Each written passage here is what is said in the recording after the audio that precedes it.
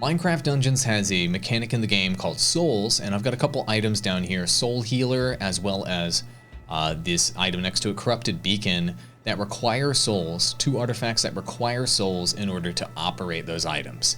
So I'm going to show you the souls mechanic in action in the game and explain how it works, but essentially you want to gather souls by having items that help enhance the amount of souls you get, like this Grim armor, for example. I have 100% souls gathered enhancement with that armor, and then this weapon I have, the Truth Seeker, you get +2 soul gathering once you have this item equipped. So you want to have soul gathering items equipped in your weapon, armor, or ranged slots to help enhance your ability to collect souls so that you can use these abilities, these artifacts at the bottom. You cannot use artifacts that require soul gathering without actually collecting the souls, so it's a new interesting mechanic, I guess, in this game that requires explanation. Let me just show it in action here. So see that little white thing and those little white things kind of going toward me right now?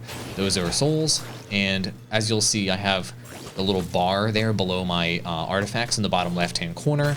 As I collect the souls, they will populate there. And this is actually the first time I'm using this item, this beam attack. There you go. And then I click it to get rid of it. And that will deplete some of the souls that are down there on that bar. So with soul gathering builds, the weakness is when you're first starting combat, you have no souls. Your build is probably quite dependent on you having those souls for you to be able to fully operate. So what you want to do is fill up on souls all the way. Move that bar up all the way. See, my soul bar is completely full, and then you can move in and use your attacks accordingly, then refill on souls, etc. So I'm going to be showing you a bunch more, souls-oriented builds in the game. This is essentially how it works.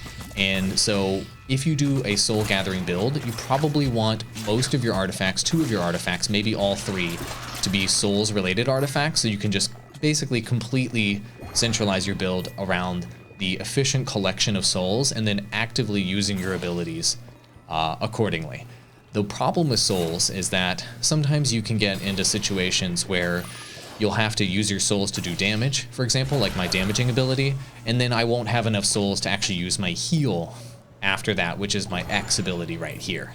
So it requires you to do some resource management, similar to something like mana or what have you in other dungeon crawler games, and I like that mechanic. Now there are other abilities in the game, other artifacts in the game that don't require souls, like my healing totem I just dropped here requires 0 souls, and so you never have to worry about resource collection or anything like that with your build to use abilities like that.